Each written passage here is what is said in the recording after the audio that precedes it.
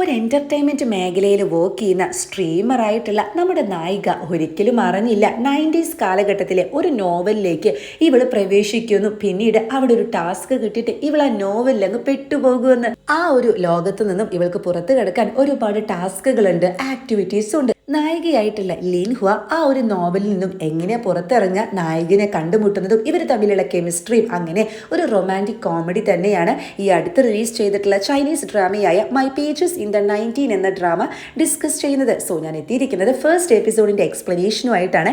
Episode start ചെയ്യുന്ന ടൈമിൽ നമ്മുടെ നായികകളുടെ പേര് പറഞ്ഞു, ലിൻഹുവ എന്നാണ് കേട്ടോ. ആള് ഈ ഓഫീസിലേക്ക് എൻ്റർ ചെയ്യുന്നുണ്ട്. ആളുടെ ഒപ്പം തന്നെ നമ്മുടെ നായകനായിട്ടുള്ള ഹേമിങ് ആളും വരുന്നുണ്ട് കേട്ടോ. സോ ഈ ബുക്കിലെ ആ ഒരു ഫീച്ചേഴ്സ് ഒക്കെ വായിച്ചിട്ടാണ് ഈ നായകനെ കാണിക്കുന്നത്. ഷാർപ്പായിട്ടുള്ള നോസ്, നല്ല കട്ടിയുള്ള ഐബ്രോസ്, അതുപോലെ കണ്ണ്, മുഖം, അങ്ങനെ എല്ലാ ഫീച്ചേഴ്സും പറയുന്നുണ്ട് കേട്ടോ. രണ്ടുപേരും ലിഫ്റ്റിലേക്ക് കയറുമ്പോൾ നമ്മൾ വിചാരിക്കും ഇപ്പോൾ രണ്ടുപേരും മീറ്റ് ചെയ്യുന്നത്. പക്ഷേ അല്ല, ഇവർ ഓപ്പോസിറ്റ് ലിഫ്റ്റിലാണ് കയറുന്നത്, ഓപ്പോസിറ്റ് ദിശയിലേക്കുമാണ് പോകുന്നത്.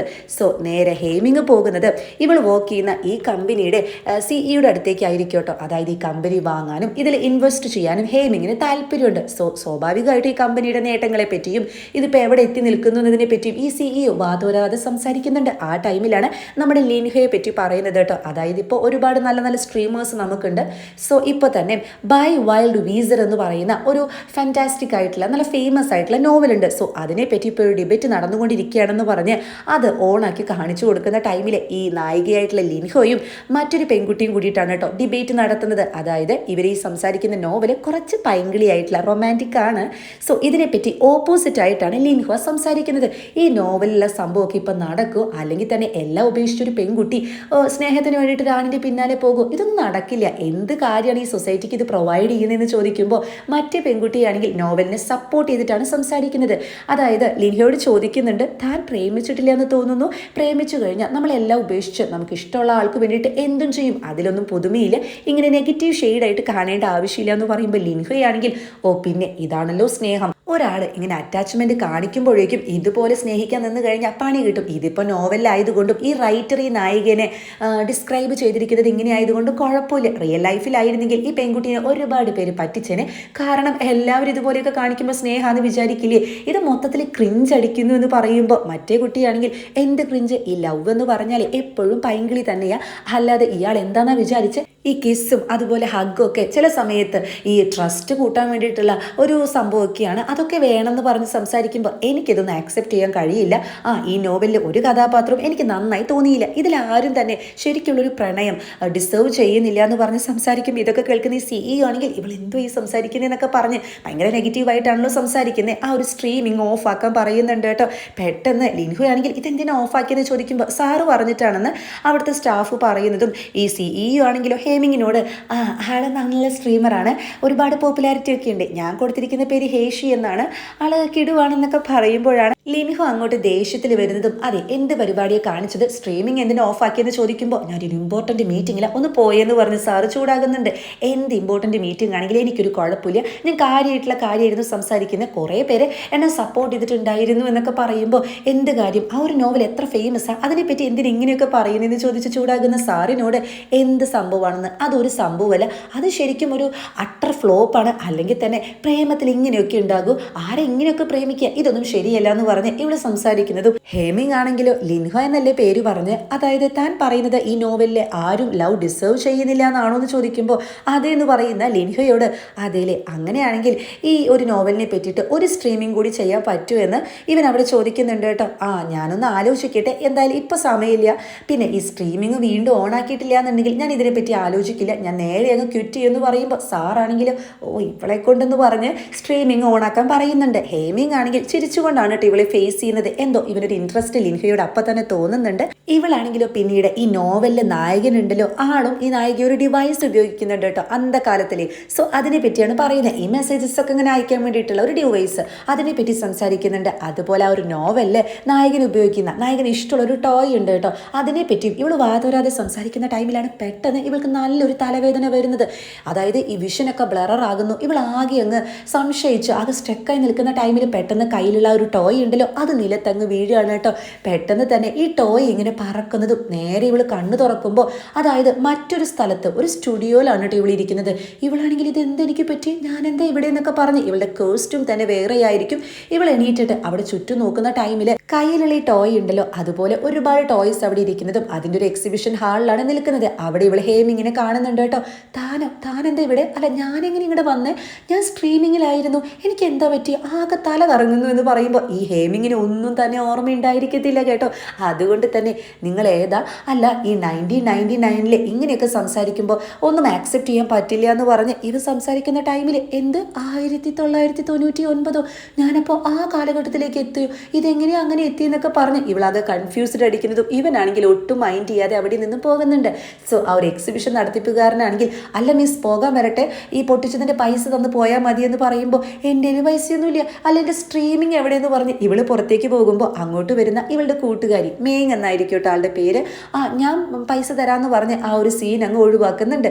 ഇവളാണെങ്കിൽ പുറത്തേക്ക് വന്ന് ഞാനിത് എവിടെയാന്ന് പറഞ്ഞ് ആകെ അന്താളിച്ച് നിൽക്കുന്ന ടൈമിൽ പെട്ടെന്ന് നിങ്ങളുടെ ഗെയിം ഇവിടെ സ്റ്റാർട്ട് ചെയ്യണമെന്ന് പറഞ്ഞ് ഒരു അനൗൺസ്മെൻറ്റ് കേൾക്കുന്നുണ്ട് കേട്ടോ. ഇവള് നോക്കുമ്പോൾ നേരത്തെ സ്ട്രീമിംഗ് ചെയ്യുന്ന ടൈമിൽ ഒരു ഡിവൈസ് ഉണ്ടായിരുന്നല്ലോ ഈ ഒരു നോവലിൽ യൂസ് ചെയ്തതാണെന്ന് പറഞ്ഞ് ആ ഡിവൈസിൽ നിന്നായിരിക്കും ഈ ശബ്ദം വരുന്നത്. എനിക്ക് എന്താ പറ്റി, ഇതെന്താ എൻ്റെ ബ്ലഡ് ഷുഗർ കുറഞ്ഞ കാരണം എനിക്കിങ്ങനെ ഹാലൂസിനേഷൻ തോന്നുകയാണോ എന്നൊക്കെ ആദ്യം ഇവള് ചിന്തിക്കുന്നുണ്ട് കേട്ടോ.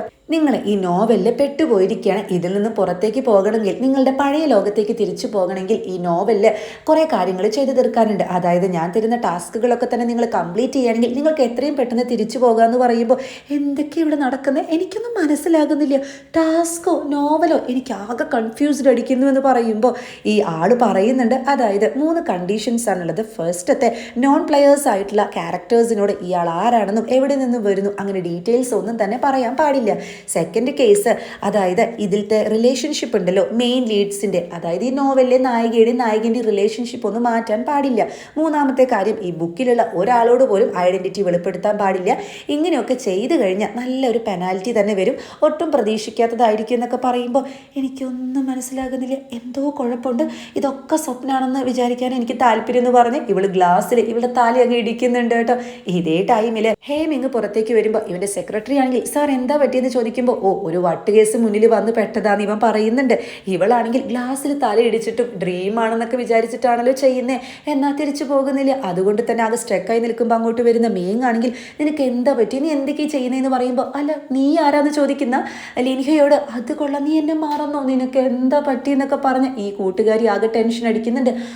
വെയിറ്റ് അതെ നീ ആരാന്ന് പറ, എനിക്കൊന്നും മനസ്സിലായില്ല എന്ന് പറയുമ്പോൾ വീണ്ടും ഈ കൂട്ടുകാരി ആകെ ടെൻഷൻ അടിക്കുകയാണ് കേട്ടോ. അയ്യോ ഒന്ന് നിർത്തോ, ആരാ കക്ഷി എന്ന് ചോദിക്കുമ്പോൾ എൻ്റെ പേര് മേങ് എന്നല്ലേ എന്ന് പറഞ്ഞ് ഇവള് പരിചയപ്പെടുത്തുന്ന ടൈമിൽ എനിക്ക് മനസ്സിലായി, നോവലിലെ നായികയുടെ കൂട്ടുകാരി, ചൈൽഡ്ഹുഡ് മുതലുള്ള ഫ്രണ്ട് അല്ലേ, കാർട്ടൂണിസ്റ്റ് ആയിട്ടുള്ള പണക്കാരിയായിട്ടുള്ള സുന്ദരിയായിട്ടുള്ള, എനിക്ക് നല്ല ഓർമ്മയുണ്ടെന്ന് പറയുമ്പോൾ ഈ മേങ് ആണെങ്കിൽ എന്നെപ്പറ്റി ഓർമ്മ വന്നുവല്ലേ, നിനക്ക് എന്താ ഈ പറ്റിയെന്നൊക്കെ ചോദിച്ച് സംസാരിക്കുമ്പോൾ ലിൻഹയാണെങ്കിലും അതെ എന്തൊക്കെയോ സംഭവിക്കുന്നുണ്ട്, എന്തായാലും ആ ടാസ്ക് കംപ്ലീറ്റ് ചെയ്തിട്ട് പെട്ടെന്ന് പുറത്തു പോകണം എന്നൊക്കെ പറയുമ്പോൾ നീ ആരെ പറ്റി സംസാരിക്കുന്നത്, നിന്റെ തലയ്ക്ക് എന്തെങ്കിലും പറ്റുമോ എന്നൊക്കെ മേങ് അവിടെ ചോദിക്കുന്നുണ്ട് കേട്ടോ. ആ ടൈമിലെ ഡിവൈസ് ആണെങ്കിൽ നിനക്ക് ഓരോ ടാസ്കുകൾ തരും, അത് നന്നായി തന്നെ കംപ്ലീറ്റ് ചെയ്യുകയാണെങ്കിൽ എത്രയും പെട്ടെന്ന് തിരിച്ചു പോകാം. സോ ഫസ്റ്റത്തെ ടാസ്ക് എന്ന് പറയുന്നത് നിന്റെ ബോയ് ഫ്രണ്ട് ഉണ്ടല്ലോ ഓഷ, അവന് 10,000 രൂപ കൊടുക്കണം എന്ന് പറയുമ്പോൾ ഓഷ ഇത് ഞാൻ എവിടെയോ കേട്ടിട്ടുണ്ടല്ലോ എന്ന് പറഞ്ഞ് ഇവൾ ആലോചിക്കുന്ന ടൈമിലാണ് ആ നോവലിൽ ഓഷയായിട്ട് ഞാൻ ബ്രേക്കപ്പ് ആകുന്നുണ്ട്, അതിനുശേഷം ഒരു നല്ല വ്യക്തിനെ കണ്ടുമുട്ടുന്നുണ്ടല്ലോ, അയാളുടെ പേരെന്താ ഹേമിങ് എന്നൊക്കെ പറഞ്ഞ് ഇവൾക്ക് ഓർമ്മ വരുന്നില്ല. ആ ടൈമിൽ ഇതൊക്കെ കണ്ട് കൂട്ടുകാരിക്ക് ഒന്നും മനസ്സിലാകാതെ തൊട്ടടുത്ത് തന്നെ നിൽക്കുന്നുണ്ട് കേട്ടോ. ഓഷ ഈ പേര് ഞാൻ എവിടെയോ കേട്ടിട്ടുണ്ടല്ലോ എന്ന് പറഞ്ഞ് ലിൻഹ ആലോചിക്കുന്ന ടൈമിൽ മേങ് ആണെങ്കിൽ എടി എന്തുവാടി നീ പറയുന്നേ, നിനക്കത് ഓർമ്മ വന്നില്ലേ എന്ന് ചോദിക്കുമ്പോൾ അതെ ഈ ആക്ടിങ് ഒന്ന് വിടൂ, കക്ഷി ആരാന്ന് ചോദിക്കുമ്പോൾ അത് നിന്റെ ബോയ് ഫ്രണ്ട് അല്ലേ എന്ന് പറയുന്ന ടൈമിൽ ആ വൃത്തികെട്ട ബോയ് ഫ്രണ്ട് അല്ലേ, ഞാൻ എന്തിനാ അവന് പൈസ അയച്ചു കൊടുക്കണം, അവൻ എന്നെയായിട്ട് ബ്രേക്കപ്പ് ചെയ്യുന്നുണ്ടല്ലോ, അപ്പോൾ പിന്നെ അതിൻ്റെ ആവശ്യം എന്താ, അതൊന്നും പറ്റത്തില്ല എന്ന് പറയുന്ന ഇവളാണെങ്കിൽ ഈ മേങ്ങിനോട് അതെ ഈ ലിൻഹ ബോയ് ഫ്രണ്ടുമായിട്ട് ബ്രേക്കപ്പ് ആകും എന്നിട്ട് വേറൊരാളെ കാണുമെന്ന് പറയുമ്പോൾ ഈ ഡിവൈസിലങ്ങ് ദേഷ്യം വരുന്നുണ്ട്. കഥയിലെ ക്യാരക്ടേഴ്സിന്റെ റിലേഷൻഷിപ്പ് മാറ്റാൻ പാടില്ല എന്നും അത് മാത്രമല്ല സ്പോയിലേഴ്സ് പാടില്ല, കഥ എന്താണെന്ന് മറ്റുള്ളവർക്ക് പറഞ്ഞു കൊടുക്കാൻ പാടില്ല. അത് പറഞ്ഞത് കൊണ്ട് തന്നെ ആദ്യത്തെ ലൈഫ് ലൈൻ ചാൻസ് നഷ്ടമാവുകയാണ്. സോ പെനാൽറ്റി ആയിട്ട് ടൈം കുറച്ച് റിവൈൻഡ് ചെയ്യുമെന്ന് പറയുമ്പോൾ നേരെ ടൈം റിവൈൻഡ് ചെയ്തിട്ട് ഇവിടെ ഈ ഗ്ലാസ്സിൽ തല മുട്ടിയല്ലോ, അതാണ് കേട്ടോ വീണ്ടും വരുന്നത്. അങ്ങനെ ക്ലാസ്സിൽ തല മുട്ടുന്നു, കൂട്ടുകാരി ഓടിയെത്തുന്നു.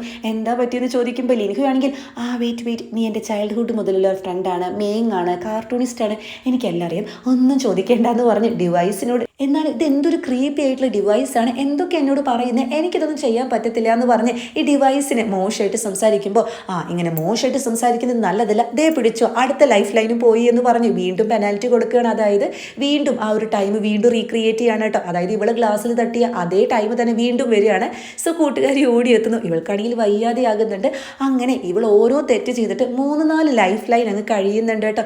മതി എനിക്കിപ്പോൾ എല്ലാം മനസ്സിലായി, എനിക്കിനി വയ്യ എന്ന് പറയുമ്പോൾ മേങ് ആണെങ്കിൽ എടി നിന്റെ തലയ്ക്ക് എന്തോ പ്രോബ്ലം ഉണ്ട്, ഹോസ്പിറ്റലിലേക്ക് പോയാലോ എന്ന് ചോദിക്കുമ്പോൾ ഹോസ്പിറ്റലിലേക്കല്ല ബാങ്കിലേക്ക് പോകണം, എത്രയും പെട്ടെന്ന് പൈസ എടുക്കണം എന്ന് പറഞ്ഞ് ഇവർ രണ്ടുപേരും പോകുന്നുണ്ട്. തിരിച്ചു പോകുന്ന ഹേമിങ്ങിനെയും സ്റ്റാഫിനെയാണ് പിന്നീട് കാണിക്കുന്നത്. അതായത് സ്റ്റാഫ് ആണെങ്കിൽ നാളെ ഒരു ബോർഡ് മീറ്റിംഗ് ഉണ്ട്, കറക്റ്റ് ടൈമിൽ വരണമെന്ന് ഹേമിങ്ങിനോട് പറയുന്നുണ്ട്. അതായത് ഹേമിങ്ങും അതുപോലെ മറ്റു 3 ഇൻവെസ്റ്റേഴ്സും കൂടിയിട്ട് ഒരു മാൾ ഓപ്പൺ ചെയ്യുന്നുണ്ട് കേട്ടോ. സോ അതിന്റെ സെറമണിയെ പറ്റിയാണ് സംസാരിക്കുന്നത്. മേങ് ആണെങ്കിൽ ലിൻഹയെ വീട്ടിലേക്ക് കൂട്ടിക്കൊണ്ടു പോകുന്നുണ്ട്. അതെ നീ ശരിയല്ല എന്നാ തോന്നുന്നത്, ഞാൻ കുറച്ച് ഡ്രിങ്ക്സ് എടുക്കാമെന്ന് പറഞ്ഞ് ഫ്രണ്ട് പോകുന്ന ടൈമിൽ ഇവൾ അവിടെ മൊത്തത്തിൽ നോക്കുന്നുണ്ട് കേട്ടോ. നല്ല അടിപൊളി റൂം ആയിരിക്കും, അവിടെ മൊത്തം സർട്ടിഫിക്കറ്റ്സ് ഒക്കെയാണ് ഇവൾ ശ്രദ്ധിക്കുന്നത്. ആ ടൈമിലാണ് ബോയ് ഫ്രണ്ടിന് പൈസ അയച്ചു കൊടുത്തല്ലോ. അപ്പോൾ ഇവിടുത്തെ പൈസ എന്ന് പറഞ്ഞാൽ ഈ ബോയ് ഫ്രണ്ട് UK എന്തോ ആയിരിക്കും, അവിടെ ഒരു ചെറിയ തുകയാകുന്നുള്ളൂ കേട്ടോ. നീ ഇത് തെറ്റി അയച്ചതൊന്നും അല്ലല്ലോ എന്ന് പറഞ്ഞ് ബോയ് ഫ്രണ്ട് ഇവൾക്ക് മെസ്സേജ് അയക്കുന്നുണ്ട്. ഇവൾക്ക് അത്ര പിടിക്കുന്നൊന്നുമില്ല. ആ ടൈമിലാണ് വീണ്ടും ഡിവൈസ് ഇവളോട് സംസാരിക്കുന്നത്. അതായത് ഇവളുടെ ഫസ്റ്റ് ടാസ്ക് എന്ന് പറഞ്ഞു കഴിഞ്ഞാൽ അത് കഴിഞ്ഞു. അടുത്ത ടാസ്ക് എന്ന് പറഞ്ഞാൽ ഈ ഒരു നോവലിലെ മെയിൻ ക്യാരക്ടർ ഉണ്ടല്ലോ ഹേമിങ്, കഥയിൽ ആളുമായിട്ട് ഇവള് സെറ്റ് ആകുന്നുണ്ട്. എന്തായാലും ഇവള് ആളെന്നെ നൈസായിട്ട് വീഴ്ത്തണം. അതായത് ആള് ഇവളെന്നെ പ്രപ്പോസ് ചെയ്യുകയാണെങ്കിൽ, പ്രപ്പോസ് ചെയ്യിപ്പിക്കുകയാണെങ്കിൽ നിന്റെ ആ ഒരു ടാസ്ക് കംപ്ലീറ്റ് ചെയ്തു എന്ന് പറയുമ്പോൾ ഇത് എന്തൊരു കഷ്ടം, അതൊക്കെ ടഫ് അല്ലേന്ന് ഇവള് ചിന്തിക്കുന്നുണ്ട് കേട്ടോ. ഇതിൻ്റെ ഇടയിൽ കുഞ്ഞു ടാസ്കുകളൊക്കെ വരും, അതും നല്ല രീതിയിൽ കംപ്ലീറ്റ് ചെയ്യുകയാണെങ്കിൽ നിനക്ക് ഒരുപാട് റിവാർഡ് കിട്ടും. അതിൽ എന്തെങ്കിലും മോശമായിട്ടുള്ള കാര്യങ്ങൾ ചെയ്യുകയാണെങ്കിൽ പെനാൽറ്റി കിട്ടുന്ന കാര്യം മറക്കേണ്ടെന്നൊക്കെ പറയുമ്പോൾ ഇവളാകെ ടെൻഷൻ അടിക്കുന്നുണ്ട്. അങ്ങനെ മേങ് തിരിച്ചെത്തി ഡ്രിങ്ക്സ് ഒക്കെ കൊടുക്കുമ്പോഴാണ് ടേബിളിൽ ഒരു ഇൻവിറ്റേഷൻ കാണുന്നത് കേട്ടോ. ഈ മാളിന്റെ ഇനാഗുറേഷൻ ഉണ്ടെന്ന് പറഞ്ഞില്ലേ, അതിന്റെ പാർട്ടിയിലേക്കുള്ള ഇൻവിറ്റേഷൻ ആയിരിക്കും. ഈ മേങ് എന്ന് പറഞ്ഞ റിച്ച് ആണെന്ന് ഇവള് നേരത്തെ പറഞ്ഞിരുന്നു. സോ അങ്ങനെ ആയതുകൊണ്ടായിരിക്കും ഇത്രയും വലിയ ഒരു പാർട്ടിയിലേക്ക് ഇവൾ ഇൻവൈറ്റ് ചെയ്തിട്ടുണ്ടായിരിക്കുക. എന്തായാലും ഈ ഇൻവിറ്റേഷൻ കാണുന്ന ടൈമിൽ ഹേമിങ് അപ്പോൾ ഇയാളെന്നെയാണല്ലേ ഞാൻ വളയ്ക്കേണ്ടത്, അതെ നമുക്ക് രണ്ടുപേർക്ക് ഈ പാർട്ടിക്ക് പോയാലോ എന്ന് ഇവള് ചോദിക്കുമ്പോൾ മേങ് ആണെങ്കിൽ ആകെ കൺഫ്യൂസ്ഡ് അടിക്കുകയാണ്. പിന്നീട് ഇവർ രണ്ടുപേരും കൂടിയിട്ട് ഈ ഇനാഗുറേഷൻ നടക്കുന്ന ആ ഒരു മാളിലേക്ക് പോകുന്നുണ്ട്. അങ്ങനെ ഒരു ഫ്രണ്ടിനെ കണ്ടിട്ട് മേങ് ഒന്ന് നൈസായിട്ട് മാറുന്ന ടൈമിൽ പെട്ടെന്ന് ഈ 4 ഓണേഴ്സ് ഉണ്ടല്ലോ അവർ വന്നിട്ട് ഈ നാട കട്ട് ചെയ്യാണ് കേട്ടോ. സോ ഇവളാണെങ്കിൽ ഇത് നോക്കി നിൽക്കുന്നതും ഇതിലിപ്പോൾ ആരായിരിക്കും ഹേമിങ് എന്ന് പറഞ്ഞ് തൊട്ടടുത്തുള്ള പെൺകുട്ടിയോട് ഇതിനെപ്പറ്റി ചോദിക്കുമ്പോൾ റിബൺ കട്ട് ചെയ്തിട്ട് ഹേമിങ് പോവുമായിരിക്കും കേട്ടോ. ഹേമിങ്ങിനെ തന്നെയാണ് ഈ പെൺകുട്ടി ചൂണ്ടിക്കാട്ടുന്നത്. എന്നാൽ ഇവളാണെങ്കിലും അവിടെ നിൽക്കുന്ന മറ്റൊരാളാണെന്ന് കരുതി തെറ്റിദ്ധരിക്കുന്നുണ്ട്. ഇയാൾ തന്നെയായിരിക്കും കക്ഷി, ആ നോവല് പറയുന്നത് പോലെ നല്ല നോസാണ്, ഐബ്രോസ് ആണ്, അത്യാവശ്യം കൊള്ളാവുന്ന പയ്യൻ തന്നെയാണ്. അപ്പോൾ ഇയാളാണല്ലേ 1999 സക്സസർ ആയിട്ടുള്ള ഒരു ബിസിനസ് മാൻ എന്ന് ഇവള് മനസ്സിൽ വിചാരിക്കുന്നുണ്ട് കേട്ടോ. പിന്നീട് പാർട്ടിയിലേക്ക് എൻ്റർ ചെയ്യുമ്പോൾ അന്നത്തെ കാലത്തെ പാർട്ടിയൊക്കെ ഇങ്ങനെയായിരുന്നല്ലേ എന്ന് പറഞ്ഞ് ഇവള് ഡ്രിങ്ക്സ് ഒക്കെ എടുത്തിട്ട് ഈ ഹാളിലേക്ക് എൻ്റർ ചെയ്യുന്നുണ്ട്. ഇതേ ടൈമിൽ ഹേമിങ് ആണെങ്കിൽ ആരോടും സംസാരിക്കാതെ ഒറ്റയ്ക്ക് ഇരുന്നിട്ട് ഡ്രിങ്ക്സ് കഴിക്കുകയാണ്. അങ്ങോട്ട് വരുന്ന ഇവൻ്റെ സ്റ്റാഫ് ആണെങ്കിൽ ആരെങ്കിലും ആയിട്ടൊന്ന് മിങ്കിൾ ചെയ്തൂടെ, എന്തെങ്കിലും മാറി നിൽക്കുന്നതെന്ന് ചോദിക്കുമ്പോൾ അതിൻ്റെ ആവശ്യം എന്താ, അല്ലെങ്കിൽ തന്നെ ആളുകളുമായിട്ട് ഇങ്ങനെ സംസാരിച്ച് ആവശ്യമില്ലാതെ നമ്മുടെ എനർജി വേസ്റ്റ് ചെയ്യേണ്ട ആവശ്യമില്ല, അതുകൊണ്ട് നമ്മുടെ ടൈം നഷ്ടമാകുന്നു എന്നല്ലാതെ പ്രത്യേകിച്ച് കാര്യമൊന്നുമില്ല എന്ന് പറയുമ്പോഴാണ് അങ്ങോട്ട് വയസ്സായ 2 ബിസിനസ്മാൻമാർ വരുന്നത് കേട്ടോ. ഇവരാണെങ്കിൽ ഇവനോട് ആദ്യം വലിയ പൊക്കിയിട്ടൊക്കെ സംസാരിക്കുന്നുണ്ടെങ്കിലും നൈസായിട്ട് ഇവനൊന്ന് തളർത്താനാണ് ശ്രമിക്കുന്നത്. അതിവന് മനസ്സിലാകുന്നുണ്ട് കേട്ടോ. അതായത് ഇപ്പോൾ കമ്പനി നന്നായിട്ടാണ് പോകുന്നത്, ലേഡീസിന് ആവശ്യമുള്ള എല്ലാ കാര്യങ്ങളും മോൻ അറിയാലോ, ആളുകൾക്കിടയിൽ തന്നെ മോനെ വിളിക്കുന്നത് ഗേൾസിൻ്റെ സാനിറ്ററി പാഡ് എന്നൊക്കെയാണെന്ന് പറഞ്ഞ് സംസാരിക്കുമ്പോൾ ഇവന് നൈസായിട്ടൊന്ന് കൊള്ളുന്നുണ്ട്. കാലം മാറിയിട്ടിരിക്കുന്നു, നിങ്ങളുടെ ചിന്താഗതിയൊന്നും ശരിയല്ല എന്ന് പറഞ്ഞ് നൈസായിട്ടൊരു കൊട്ടു കൊടുത്തിട്ടാണ് ഇവൻ അവിടെ നിന്നും പോകുന്നത്. ഇതേ ടൈമിൽ ഈ ലിൻഹയാണെങ്കിലോ ലീ എന്ന് പറയുന്ന ആളെയാണ് കേട്ടോ ഹേമിങ് ആണെന്ന് കരുതി തെറ്റിദ്ധരിക്കുന്നത്. ഈ ലീയെ കാണുന്നുണ്ട്, ഒരു ഡ്രിങ്കും എടുത്ത് ഇവൻ്റെ അടുത്തേക്ക് വരുമ്പോഴാണ് ഈ മേങ് ഇടയിൽ കയറുന്നതും നീ എവിടെയായിരുന്നു എന്ന് ചോദിക്കുമ്പോൾ അതെ എനിക്ക് നിന്നോടൊരു ഗുഡ് ഗുഡ് ബൈ പറയണം, അതായത് ഈ ലോകത്ത് നിന്ന് ഞാൻ പോവുകയാണെന്ന് പറയുമ്പോൾ നിന്റെ തലയ്ക്ക് ഇപ്പോഴും ഓക്കെ ആയിട്ടില്ലേ എന്നാണ് മേഘ ചോദിക്കുന്നത്. അതെ, ഞാൻ പറഞ്ഞാൽ നിനക്കൊന്നും വിശ്വസിക്കാൻ കഴിയില്ല, അല്ലെങ്കിൽ തന്നെ എനിക്ക് പറയാനും കഴിയില്ല. എനിക്കൊരു കാര്യം മാത്രമേ പറയാനുള്ളൂ, ഒരു ദിവസമാണെങ്കിലും നമ്മൾ അടിപൊളിയായിട്ട് നിന്നു. സോ നീ നല്ലൊരു പെൺകുട്ടിയാണ്, ഈ ലൈഫിൽ നിനക്ക് നല്ലതുണ്ടാകട്ടെ എന്നൊക്കെ പറഞ്ഞ് ഇവൾ ഗുഡ് ബൈ ഒക്കെ പറഞ്ഞ് നേരെ ലീനെ അപ്രോച്ച് ചെയ്യാനാണ് പോകുന്നത്. ഇവളാണെങ്കിലും ലീയുടെ അടുത്തേക്ക് വരുന്നതും ഷെയ്ക്ക് ഹാൻഡിന് വേണ്ടിയിട്ട് കൈയൊക്കെ നീട്ടുന്നുണ്ട് കേട്ടോ. ഒരു പരിചയപ്പെടലാണ് ഇവൾ ഉദ്ദേശിക്കുന്നത്. ഇവനാണെങ്കിലും ഇവളായിട്ട് പരിചയപ്പെടുന്ന ടൈമിൽ ഷെയ്ക്ക് ഹാൻഡ് കൊടുക്കുമ്പോൾ ഇവൻ്റെ നോട്ടും അതുപോലെ തന്നെ ഒരു ഫിസിക്കൽ ചേഞ്ച് ഒക്കെ മനസ്സിലാക്കുന്ന ലിൻഹു ആണെങ്കിൽ ഇവൻ ഏകദേശം വീഴുമെന്നാ തോന്നുന്നതെന്ന് മനസ്സിൽ വിചാരിക്കുന്നുണ്ട്. ലീ ആണെങ്കിലും നിങ്ങൾ നല്ല സുന്ദരിയായിട്ടുണ്ട്, മേക്കപ്പും സെറ്റിലായിട്ടുണ്ടെന്നൊക്കെ പറഞ്ഞ് സംസാരിക്കുമ്പോൾ ഓ താങ്ക് യു, പാർട്ടി നന്നായിട്ടുണ്ടെന്നൊക്കെ പറഞ്ഞ് ഇവൾ നൈസായിട്ട് സംസാരിച്ച് അവിടെ നിന്ന് മാറുന്നുണ്ട്. പിന്നീട് ഇവള് വാഷ്റൂമിൽ പോയിട്ട് മേക്കപ്പ് ചെയ്യുന്ന ടൈമിൽ നേരത്തെ ഒരു വെയിറ്ററിൻ്റെ കയ്യിൽ നിന്നും ഡ്രിങ്ക്സ് ഡ്രസ്സിൽ വീണിട്ട് അവിടെ ഹെയമിങ്ങും ഇതുപോലെ ക്ലീൻ ചെയ്യാൻ വന്നിട്ടുണ്ടായിരിക്കും. അപ്പോൾ ഇവൻ അച്ഛൻ വിളിക്കുന്നതും ഇവൻ നേരത്തെ കുറച്ച് ബിസിനസ്മാൻമാരോട് മോശമായിട്ട് സംസാരിച്ചല്ലോ, അതായത് ഒരു തർക്കുത്തരം, അത് പറഞ്ഞത് അച്ഛന് തീരെ ഇഷ്ടമായിട്ടില്ല, അതിനെ പറ്റിയാണ് സംസാരിക്കുന്നത്. ഇവനാണെങ്കിലും അവരെന്നെ ഇങ്ങോട്ട് ചൊറിയാൻ വന്നിട്ടാണെന്ന് പറയുമ്പോൾ എന്നാലും നീ നിൻ്റെ ആ ഒരു റെസ്പെക്റ്റ് ഒക്കെ കീപ്പ് ചെയ്യണമെന്ന് പറഞ്ഞ് സംസാരിക്കുന്ന അച്ഛനാണെങ്കിൽ നാളെ ഒരു ഒഫീഷ്യൽ ഡേറ്റ് പ്ലാൻ ചെയ്തിട്ടുണ്ട്, എന്തായാലും പോകണം എന്നാണ് അവിടെ പറയുന്നത്. ഇവന് വലിയ താല്പര്യമൊന്നും ഉണ്ടായിരിക്കില്ല, ഇവൻ്റെ ഫേസ് കാണുമ്പോൾ തന്നെ മനസ്സിലാകും. ഇതേ ടൈമിൽ ഈ മിററിൻ്റെ ഓപ്പോസിറ്റ് ലിൻഹോ നിൽക്കുന്നുണ്ടായിരിക്കും. ഇവൾ ആലോചിക്കുന്നത് നേരത്തെ സ്ട്രീമിംഗ് നടന്ന ടൈമിൽ ആ ഓപ്പോസിറ്റുള്ള പെൺകുട്ടി പറഞ്ഞിരുന്നു, അതായത് ഈ ട്രസ്റ്റ് ബിൽഡപ്പ് ചെയ്യാൻ വേണ്ടിയിട്ട് ഈ ഹഗ് അതുപോലെ കിസ് അങ്ങനെയുള്ള ഫിസിക്കൽ കോണ്ടാക്റ്റും വരാറുണ്ടെന്ന് പ്രേമത്തെ പറ്റി പറഞ്ഞപ്പോൾ പറഞ്ഞിരുന്നല്ലോ. അത് ആലോചിക്കുന്ന ലിൻഹോയാണെങ്കിൽ എന്നാലും ഈ ഫിസിക്കൽ കോണ്ടാക്റ്റ് ഒക്കെ എങ്ങനെയാണ് വരുത്തുക എന്ന് ആലോചിച്ചപ്പോൾ അത് കൺഫ്യൂസ്ഡ് അടിച്ച് പുറത്തേക്ക് പോകാൻ നോക്കുമ്പോഴാണ് അവിടെ ഹേമിങ്ങിനെ കാണുന്നത് കേട്ടോ.